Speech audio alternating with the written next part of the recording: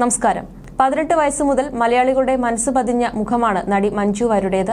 ചെറിയ പ്രായത്തിൽ തന്നെ ശക്തമായതും പ്രായത്തേക്കാൾ പക്വത നിറഞ്ഞതുമായ സ്ത്രീ കഥാപാത്രങ്ങളാണ് മഞ്ജു വാര്യർ അവതരിപ്പിച്ചിരിക്കുന്നത്. അഭിനയത്തിന് പുറമെ നൃത്തത്തിലും ശോഭിച്ച മഞ്ജുവിനെ നായികയാക്കി സിനിമ ചെയ്യാൻ അക്കാലത്ത് എല്ലാ സംവിധായകരും ആഗ്രഹിച്ചിരുന്നു.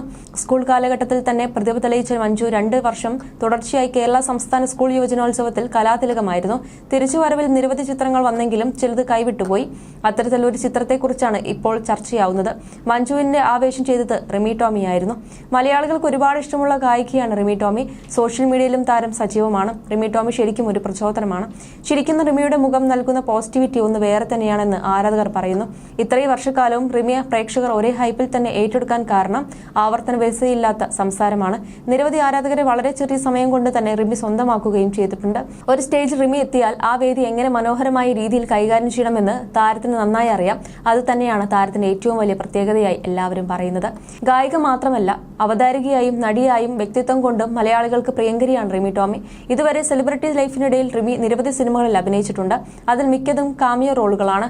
ഒരേ ഒരു സിനിമയിൽ മാത്രമേ നായികാവേഷം ചെയ്തിട്ടുള്ളൂ. അത് കണ്ണൻ താമരക്കുളം സംവിധാനം ചെയ്ത ജയറാം സിനിമ തിങ്കൾ മുതൽ വെള്ളി വരെയിലാണ്.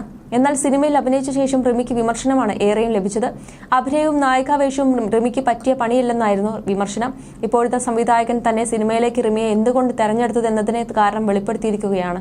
ഒരു പ്രമുഖ മാധ്യമത്തിന് നൽകിയ അഭിമുഖത്തിലാണ് തന്റെ ആദ്യ മലയാള സിനിമയുടെ പിന്നാമ്പുറ കഥകൾ കണ്ണൻ താമരക്കുളം വെളിപ്പെടുത്തിയത്. തിയേറ്ററിൽ സിനിമ വിജയമായിരുന്നുവെന്നും കളക്ഷൻ കിട്ടിയെന്നും സംവിധായകൻ പറഞ്ഞു. പെട്ടെന്നുണ്ടായ പ്രൊജക്ടാണ് തിങ്കൾ മുതൽ വെള്ളി വരെ.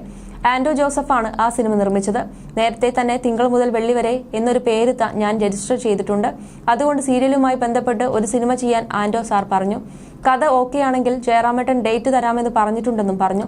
3-4 ദിവസം കൊണ്ട് ഞാനും റൈറ്റർ ദിനേശ് പള്ളത്തും ചേർന്ന് സീരിയൽ രംഗത്തെ സംഭവങ്ങളൊക്കെ വെച്ച് ഒരു കഥയുണ്ടാക്കി. കഥ പിന്നീട് ജയറാമേട്ടനോട് പറഞ്ഞു. ഇതുവരെ ചെയ്തിട്ടില്ലാത്ത കഥാപാത്രമായതുകൊണ്ട് അദ്ദേഹത്തിനും അത് ഇഷ്ടപ്പെട്ടു.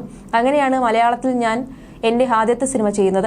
റിമി ടോമിയെ പോലൊരാളെയാണ് ആലോചിച്ചിരുന്നത്. കാരണം റിമിയെ പോലെ പൊട്ടിത്തെറിച്ച് നടക്കുന്നയാളാണ് സിനിമയിലെ ആ കഥാപാത്രം.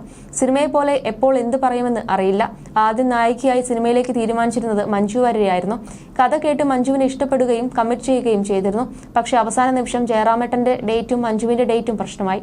അങ്ങനെ മഞ്ജുവിനെ നായികയായി കിട്ടിയില്ല. പറ്റിയ ആർട്ടിസ്റ്റ് ഇല്ലെങ്കിൽ റിമിയുടെ പുഷ്പവല്ലി എന്ന കഥാപാത്രം വർക്കാവില്ല. പിന്നീട് ഞാനും ആൻഡോ ചേട്ടനും തമ്മിലുള്ള സംഭാഷണത്തിനിടയിലാണ് റിമി ടോമിയുടെ പേര് വരുന്നതും ആൻഡോ ചേട്ടൻ റിമിയെ വിളിച്ച് സംസാരിക്കുന്നതും. വലിയ വിശ്വാസമില്ലാതെയാണ് റിമി അഭിനയിക്കാൻ വന്നത്. 2 ദിവസം അഭിനയിച്ചിട്ട് ശരിയായില്ലെങ്കിൽ പറഞ്ഞു വിട്ടോളാനാണ് റിമി പറഞ്ഞത്.